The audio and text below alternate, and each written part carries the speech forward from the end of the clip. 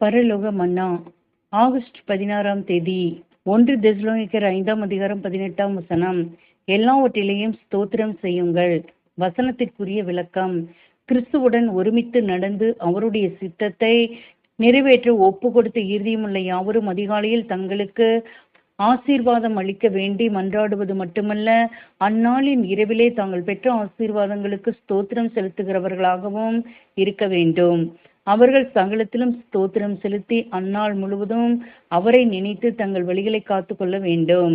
அவர்கள் அவருடன் செய்த உடன்படிக்கையை நினைவு கூர்ந்து அதோடு அவர்கள் செய்யும் சகல காரியங்களும் தேவ சித்தத்திற்குட்பட்டதாக இருந்து இவைகளில் தேவ நடத்துதல் அவர்களோடு இருந்ததை உணர்ந்து அதற்காகவும் அவருக்கு நன்றி செலுத்துகிறவர்களாக இருக்க வேண்டும்.